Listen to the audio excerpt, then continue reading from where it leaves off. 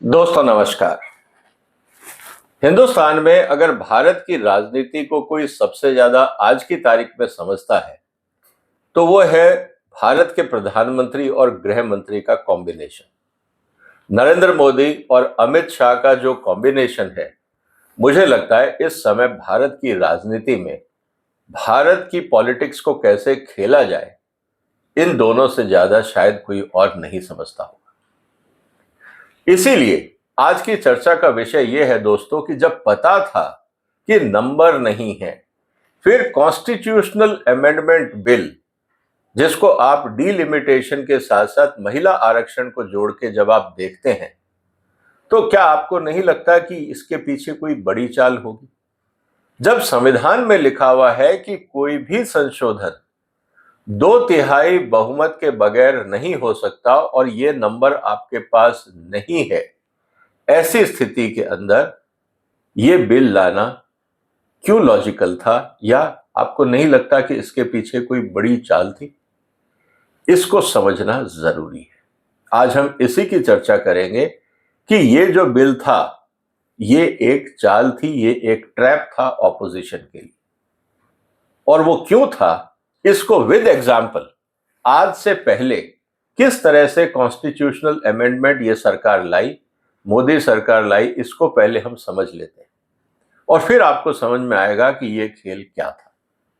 तो आज की चर्चा शुरू करते हैं। आगे बढ़ने से पहले निवेदन है, आप इस चैनल को सब्सक्राइब कर लीजिए, इस वीडियो को जरूर शेयर करिएगा और अपने विचार कमेंट बॉक्स में लिखना मत भूलिएगा। बहुत सारे लोग बहुत अच्छा कमेंट करते हैं, लेकिन उस तरह से आगे जब सर्कुलेशन की बात आती है, वीडियोस को शेयर करके समाज में एक अच्छी डिबेट शुरू करने की बात आती है, तो बहुत सारे साथी आगे शेयर नहीं करते हैं। बस इतना सा ही एक निवेदन है कि शेयर कर लिया कीजिए। दोस्तों, आज हम बात कर रहे हैं कि आफ्टर ऑल पार्लियामेंट में ये रिजर्वेशन बिल या डीलिमिटेशन बिल जो था, ये क्यों गिरा? पता था नंबर नहीं, इसीलिए मैं ये कह रहा हूं यह एक चाल थी, ये मोदी साहब का एक दाव था। इसको समझना बहुत जरूरी है, क्योंकि जब भी कोई काम मोदी साहब करते हैं या बीजेपी की तरफ से कुछ होता है तो वो सिंपल नहीं होता, उसमें कई परतें होती। अब आप उन परतों को कितना उखाड़ पाते हैं या उधेड़ पाते हैं या कुरेद पाते हैं, ये आपकी क्षमता पे है। मैंने आपके लिए एक प्रयास किया है और हम देखते हैं कि इसके अलावा भी कोई कारण हो सकते हैं। अगर है तो कमेंट बॉक्स में जरूर लिखिएगा। मैं आपके सामने करीब 8 बड़े कारण बता रहा हूं कि इस डिफीट से बीजेपी और मोदी सरकार को किस तरह से आने वाले दिनों में चुनावी फायदा होने की संभावना है। इसको हम समझ लेते हैं। सबसे पहला नैरेटिव जो बनेगा कि साहब हमने तो बहुत कोशिश की थी, ऑपोजिशन ने रोक दिया। अब डिटेल में, टेक्निकलिटीज में कोई नहीं जाता। मैंने इस पे डिटेल्ड वीडियो बनाया था कि भारत के राजनीतिक बंटवारे का बिल पेश किया गया। बहुत अच्छे कमेंट आए, यहां तक कि कुछ सीनियर ऑफिसर्स ने और पॉलिटिकल फ्रेंड्स ने तो फोन तक करके कहा कि ये एनालिसिस बहुत अच्छा है। अब सवाल इस बात का है कि ये जो डिफीट हुई है, इसको किस तरह से बुनाया जाएगा कि साहब देखिए, हम तो महिला आरक्षण चाहते थे, लेकिन ऑपोजिशन रास्ते में आ गया। तो कुल मिला के आज हमारे पास एक इलेक्शन का मुद्दा बन गया कि साहब महिला आरक्षण का बिल किसने रोका? हम तो लेके आए थे, रोका ऑपोजिशन ने। इस बात को करना बहुत जरूरी है। इसका मतलब यह है कि अगर चुनावी क्षेत्र में कभी कभी हार होती है तो उसको कैसे एनकैश किया जाए, ये आप आने वाले दिनों में मोदी साहब के भाषणों में और बीजेपी के प्रेस नैरेटिव्स में देखने को बहुत क्लियरली आपको मिलेगा। Repeated failures build moral ownership of the issue. अब आपने इसको हरा दिया, ये फिर मुद्दा गरमाएगा। जब भी ये रिजर्वेशन बिल पास होगा, चाहे वो बीजेपी के टाइम पे हो या किसी और के टाइम पे हो, बीजेपी पूरा क्रेडिट लेगी कि देखिए हम तो शुरू से प्रयास कर रहे हैं, यही लोग हरा रहे थे, अब पास हो गया, ये देखिए हमारी बात इनको अब समझ में आई। तो बीजेपी हमेशा इसका फायदा उठाएगी। दूसरा, ऑपोजिशन के लिए मजबूरी ये हो गई कि साहब ऑपोजिशन जो है वो एंटी रिफॉर्म, ये ऑपोजिशन सुधार चाहता ही नहीं। उदाहरण हमारे सामने जीएसटी का था। जब जीएसटी का अमेंडमेंट आया था उस समय भी कांग्रेस ने अपोज किया था। ये बात अलग है कि ओरिजिनल आइडिया कांग्रेस का ही था जीएसटी का। उस समय जब मोदी साहब गुजरात के चीफ मिनिस्टर थे वो जीएसटी को अपोज कर रहे थे, लेकिन जब सत्ता में केंद्र में आए तो वही जीएसटी उन्होंने पुश किया और कांग्रेस ने अपोज किया। तो मोदी साहब ने क्या नैरेटिव बनाया कि देखिए कांग्रेस रिफॉर्म्स नहीं चाहती, ये पुराने टैक्स सिस्टम को घसीटना चाहती है जिससे व्यापारी और आम आदमी परेशान है। इस नैरेटिव को लेकर उन्होंने कांग्रेस को एंटी रिफॉर्म ब्रांड किया और अल्टीमेटली क्या हुआ, जब चुनाव पे वोटिंग की बात आई तो कांग्रेस को मजबूरन सपोर्ट करना पड़ा। जीएसटी बिल पास हुआ, क्रेडिट मिला मोदी साहब को और बीजेपी की सरकार को। इशू कांग्रेस ने शुरू किया, क्रेडिट किसको मिला? बीजेपी को। यह होता है पॉलिटिकल ट्विस्ट अगर हम ध्यान से देखें तो। इसीलिए forced opponent to oppose their own legacy idea और अपीयर्ड इनकंसिस्टेंट। पहले कांग्रेस बोलती थी जीएसटी अच्छा है, अब ये अपोज कर रहे हैं, हम लेके आए हैं, इस पे कोई नहीं जाएगा, तो साहब उस समय बीजेपी के स्टेट अपोज कर रहे हैं। तो ये होता है कम्युनिकेशन का खेल पॉलिटिक्स में। इसके अलावा इलेक्शन इशू किस तरह से बनाया जाए मुद्दों को, यह सीखना है तो आपको मोदी साहब और बीजेपी से सीखना होगा। अब यूसीसी का मुद्दा था, एक उदाहरण ले लेते हैं, यूनिफॉर्म सिविल कोड। बार बार बीजेपी ने यूसीसी का मुद्दा इतना उठाया कि जनमानस के अंदर वो घर कर गया कि नहीं ये बहुत इंपॉर्टेंट चीज है, चाहे वो संसद में पास हो ना हो, लेकिन यूसीसी क्यों इंपॉर्टेंट है, ये नैरेटिव लगातार चलता रहा। उससे फायदा क्या हुआ, जो पॉलिटिकल सिस्टम है वो आइडियोलॉजिकल लाइंस पे बट गया, जनता थी वो भी आइडियोलॉजिकल लाइंस पे बट गई और आपका जो कोर वोटर था वो आपके साथ जुड़ता चला गया। ये होता है जब आप चाहे हार जाए लेकिन आप लगातार उस मुद्दे को उठाते रहते हैं तो आप अपनी बात से समाज के अंदर ये फोर्स करते हैं लोगों को कि आप सोचने पे मजबूर हो जाइए कि आप किसके साथ हैं। और ये बात बार बार आई। इसीलिए होता क्या है, इशू अलाइव रहता है कई सालों तक। हमने 370 में देखा, अयोध्या का मुद्दा देखा, यूसीसी का मुद्दा देखा, करीब 30 साल तक बीजेपी ने इस मुद्दे को गरमाए रखा और क्या हुआ, लगातार इलेक्शन सक्सेस उसके बाद मिलने शुरू हुए। Become a railing point rather than just a policy. तो पॉलिटिक्स में क्या है, आपको पॉलिसी नहीं चाहिए, वोट चाहिए, और वोट के लिए आपके पास एक रेलिंग पॉइंट होना चाहिए। अब अयोध्या रिजॉल्व हो गया, 370 रिजॉल्व हो गया, अब यूसीसी ऑलमोस्ट रिजॉल्व हो गया। अब इस मुद्दे को लेकर अब आप क्या कहेंगे, तो आपको एक नया मुद्दा चाहिए। तो नया मुद्दा अब आया है विमेन रिजर्वेशन। आप डीलिमिटेशन पे ज्यादा बहस नहीं कर सकते क्योंकि वहां पे मुद्दे बहुत कॉम्प्लिकेटेड है और इस पे मैंने एक पूरा वीडियो बनाया है। पिछला वीडियो आप मेरा जरूर देखिएगा कि क्यों डिफिकल्ट है डीलिमिटेशन जिस तरह से अभी है। और मैंने इस पे एक पूरा पेपर लिखा है, उसका लिंक भी मैं डाल दूंगा, जिसमें मैंने पूरा एनालिसिस किया है कि डीलिमिटेशन सिर्फ पॉपुलेशन का आधार क्यों नहीं होना चाहिए। उसको भी आप जाके मेरी वेबसाइट पे देख सकते हैं। Testing fault lines. अब कुल मिला के आपको यह पता है कि आने वाले समय में चुनावी जब रणनीति शुरू होगी तो कोलिशन बनाना मुश्किल है। तो अब कौन आपके साथ आएगा, कौन है जो जिसको आप तोड़ के अपनी तरफ मिला सकते हैं, ये जानना भी जरूरी है। तो यहां पे जब वोटिंग होती है तो आपको पता लग जाता है कि कितनी सीटें हैं और कौन सी पार्टियां हैं जो सत्तारूढ़ या अपोजिशन के खेमे में रहना चाहती हैं, कौन सत्तारूढ़ दल से मिलना चाहता है, ये सब चीजें आपको समझ में आई। तो कुल मिला के स्थिति ये है कि अगर आप पॉपुलेशन के बेस पे चल रहे हो तो आपको नॉर्थ इंडिया में सीटों का फायदा है, और अगर आप पॉपुलेशन कंट्रोल की बात कर रहे हो तो सबसे इंपॉर्टेंट बात आती है साउथ में, क्योंकि वहां पे गवर्नेंस नॉर्थ से बेटर रहा है, इसलिए अब उसको आप कैसे मैनेज करोगे।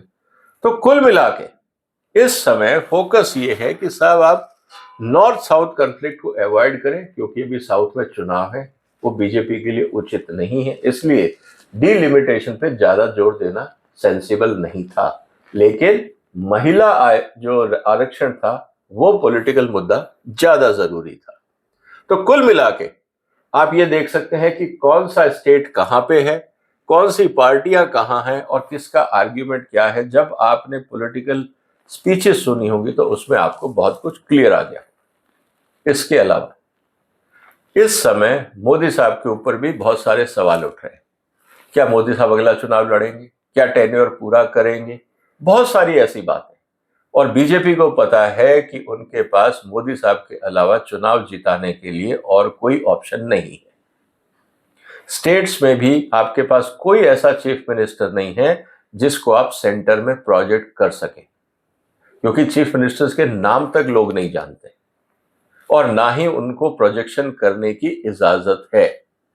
तो ऐसी स्थिति में पूरी की पूरी बीजेपी एक ही व्यक्ति के पीछे खड़ी होगी और वो है मोदी साहब। ये बात भी बहुत क्लियर है। और साथ ही मोदी साहब ने ये भी बता दिया कि देखिए, हम चुनाव के लिए नहीं, हम पॉलिसीज के लिए, आइडियोलॉजी के लिए काम करते हैं।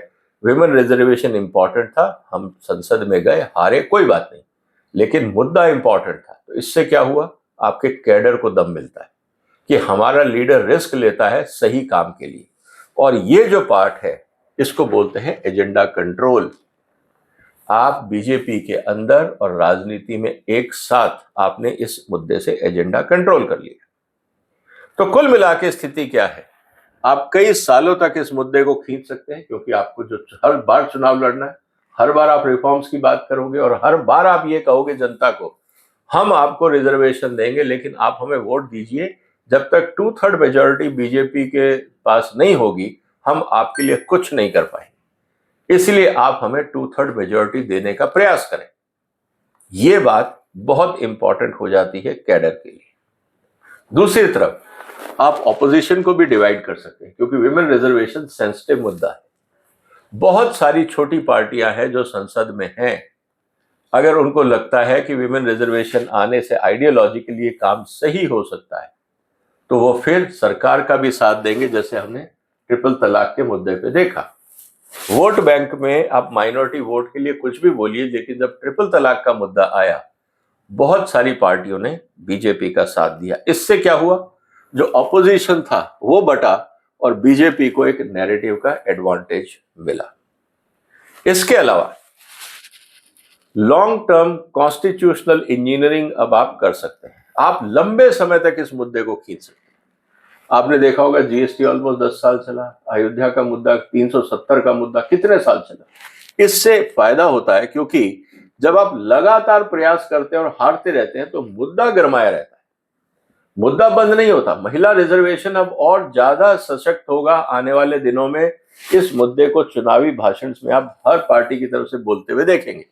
ऑपोजिशन बोलेगा, खासकर साउथ में जाके कि साहब डीलिमिटेशन करके वो साउथ को मार्जिनलाइज कर रहे थे, वो बीजेपी को वहां घेरेंगे और बीजेपी पूरे देश में मुद्दा उठाएगी विमेन रिजर्वेशन का कि देखिए हम चाहते थे, ऑपोजिशन ने होने नहीं दिया। अब इस बात पे कोई बहस नहीं करेगा कि विमेन रिजर्वेशन को डीलिमिटेशन से लिंक करने का लॉजिक क्या था। इसका कोई लॉजिक नहीं। तो इस बात को भी समझना जरूरी है। इसीलिए earlier failure were part of the process. आप बिल इंट्रोड्यूस करो, फेल करो, उसको रिफाइन करो, कंसेंसस बिल्ड करो, फिर पास करो, जैसे जीएसटी में हुआ, जैसे यूसीसी में हुआ। कहने का मतलब यह है कि आप पूरे मुद्दे को गरमाए रखिए, यही राजनीति होती है। इसके अलावा डिस्ट्रैक्शन स्ट्रैटेजी भी इंपॉर्टेंट है। इस समय जनता परेशान है महंगाई से, रोजगार से, इकोनॉमिक कंडीशंस अच्छी नहीं है। हेडलाइंस में रोज प्रॉब्लम्स आ रही है, गैस नहीं मिल रही, सिलेंडर नहीं मिल रहा, तेल महंगा हो रहा है। अब इससे आप कैसे हटाओगे? तो आपको इस तरह के मुद्दे समाज में डालने पड़ते हैं जो इमोशनल हो, ताकि लोग देखें ठीक है गैस सिलेंडर महंगा है तो क्या हुआ, वुमेन रिजर्वेशन इंपॉर्टेंट है। पूरा जो पॉलिटिकल सिस्टम है वो डीलिमिटेशन पे आधारित है, लोगों को ज्यादा एमपीज मिलेंगे तो सुधार होगा, वगैरह वगैरह। ये सब कहानियां बनाई जाती हैं, क्योंकि इस समय जब इकोनॉमिक स्ट्रेस है आप उससे कैसे ध्यान भटकाओगे। तो यही तरीके होते हैं भटकाने का। इस बात को भी हमें समझना होगा। तो कुल मिला के स्थिति क्या है दोस्तों? इस समय इस मुद्दे को ज्यादा जोर नहीं देना बीजेपी के हक में था, क्योंकि डीलिमिटेशन एक बहुत ही सेंसिटिव मुद्दा है। और मैं फिर कह रहा हूं, पॉपुलेशन के आधार पे डीलिमिटेशन गलत रास्ता है। मैंने एक पूरा का पूरा कॉम्प्रिहेंसिव इंडेक्स बनाया कि किस तरह से किस राज्य में बंटवारा होना चाहिए। ये पूरा लिंक है, मैं आपको इस वीडियो के लिंक में डाल दूंगा, आप उसको पढ़िए। बहुत अच्छा डॉक्यूमेंट है और दूसरे देशों के एग्जाम्पल मैंने उसमें डाले। ये बात हमें समझ में आएगी। और अगर हम डीलिमिटेशन पे ज्यादा फोकस करते तो जो हाई पॉपुलेशन वाले राज्य हैं वो राजनीति में हावी होते, बाकियों के लिए इनसिक्योरिटी होती। और जो फ्यूचर कोalition है इसको भी देखने के लिए इंपॉर्टेंट है कि डीलिमिटेशन हम कैसे करें। और साथ में population control versus representation fairness, ये एक बहुत बड़ा मुद्दा है कि क्या पॉपुलेशन ही एक तरीका है या और भी तरीके हैं। इस पे अब आने वाले दिनों में नेशनल डिबेट हो सकती है। तो दोस्तों, इस बात को समझ लीजिए कि बीजेपी की हार बीजेपी की गलती नहीं थी, ये एक कैलकुलेटेड रिस्क था या चाल थी जो आप अब समझ सकते हैं। इसका मतलब ये है कि आज जो आपने कानून या जो बिल आपने पार्लियामेंट में लूज किया है, ये अल्टीमेटली कल का नैरेटिव होगा, कल के चुनावी भाषणों की भूमिका बनाएगा। अब अदरवाइज आप चुनाव में क्या बोलते हैं, मेरे को एक बताइए। आज की तारीख में अगर चुनाव हो, आपके पास बोलने के लिए क्या है? आप यही कहते हैं ना, भारत को विकसित बनाएंगे, उससे कोई अटैच नहीं हो रहा। तो आपको इमोशनल मुद्दे चाहिए और 50% वोटर है महिलाएं, इसीलिए विमेन रिजर्वेशन इंपॉर्टेंट मुद्दा है। महिला सशक्तिकरण के नाम पे आप अगले 10 साल चुनाव लड़ सकते हैं और यही बीजेपी और मोदी साहब का एजेंडा था। और कुल मिला के सूनर और लेटर विमेन रिजर्वेशन तो आना ही है, तो उस समय भी क्रेडिट मोदी साहब को ही मिलेगा। तो दोस्तों, बहुत बार जो चीजें सामने होती हैं, जो दिखती हैं, उसके पीछे की कहानी, उनके पीछे परतें कुछ और होती। उम्मीद है आज की चर्चा आपको पसंद आई होगी। इस वीडियो को शेयर करिए, चैनल को सब्सक्राइब कर लीजिए और अगर आप हमें सपोर्ट करना चाहते हैं तो भी आप वो भी कर सकते हैं। फिलहाल अपना ध्यान रखिएगा, फिर मुलाकात होगी एक और महत्वपूर्ण मुद्दे के साथ। तब तक वंदे मातरम।